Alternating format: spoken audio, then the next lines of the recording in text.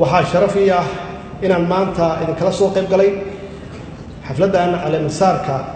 gudoomiyaha cusub ee golaha shacabka mudane maxamed mursal sheekh cabdiraxmaan waxaan ku leeyahay hambalyo waxaan ku bogaadinayaa uguna hambalyanayaa xildhibaanada golaha shacabka hanaankii dimuqraadiyadda iyo hufnaanta ku salaysnayd ay igu guteen waajibaadkooda dastuuriga waxaan kale oo ammaan mudan xildhibaanadii u soo istaagay qabashada xilka gudoomiyaha golaha shacabka aqbalayna natiijada codbixinta guddoonka golaha shacabka iyo xildhibaanada sharafta leh waxaa hor yaalla baarlamaanka tobnaad howlo muhiima u ah adkaynta dowladnimadeena kuwaas oo golaha looga fadhiyo inay dardargeliyaan waxaa la idinka sugayaa in muddo xileedkiina xaqiijisaan ansixinta shuruucda hortabinta u leh howlaha ay dowladda tiigsanayso inay ku guulaysato inta wakhtigeeda ka haray waxaana ka mid ah qodobada aan doonayno inaan abbaarno qabyatirka dastuurka ku-meelgaarka ah ansixinta hanaanka doorashooyinka dalka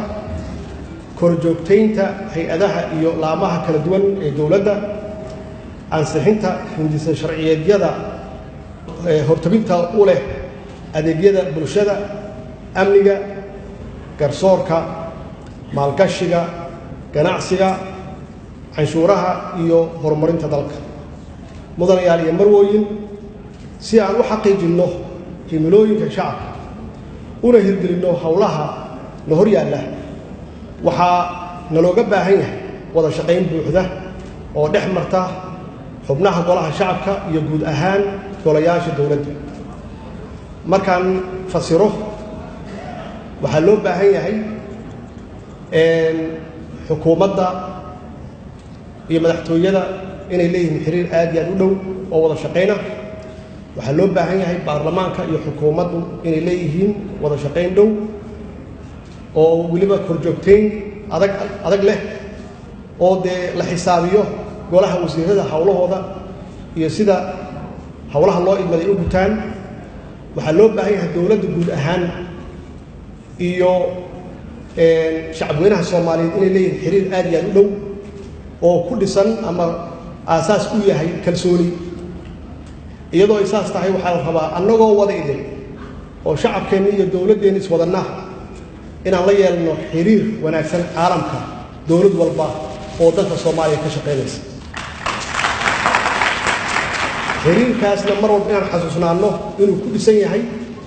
xiriir wada shaqayna iskaashi ah is-xurmayn ah inuu ku dhisan yahay oo laba dhinacla ah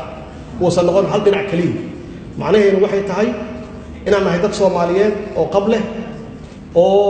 u adeega danaha dadkooda golahan waxaa looga baahan yahay inuu noqdo mid ka taga mabaadi'dii dhaxalreebka ah inuu ka tago mabaadi' dhaxalreeb ah oo ku dhisan daacadnimo isu tanaasul ee wada hadal kuwaasoo dhidibada u dhigaya dowladnimo adag oo uu dalku yeesho dalkeena waxa uu ku jiraa marxalado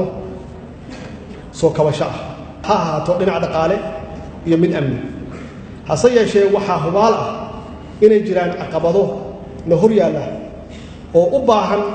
inaan uga gudubno wadajir iyo midnimo. dhismaha iyo xoojinta dowladdeennu waxaa ka dhalan kara kala aragti duwanaansho siyaasadeed, laakiin marba haddii la kala aragti duwan yahay oo dadku ay kala aragti duwan yihiin, waxaa loo baahan yahay aragti duwanaanshahaas inay ku salaysan tahay ilaalinta danta guud iyo midnimada Soomaaliya. waxaana ku xalin karnaa arrintaas isfaham, isqanacsiin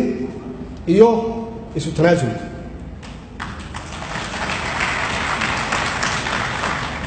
shacabka Soomaaliyeed waxay nooga fadhiyaan ama naga filayaan deganaansho, amni iyo cadaalad. shacabka Soomaaliyeed waxay nooga fadhiyaan inaan u soo celinno qabkii iyo karaamadii uu dalkan lahaan jiray.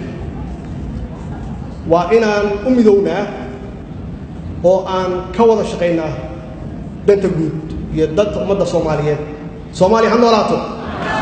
wasalaamu calaykum waraxmatullaahi wabarakaatu.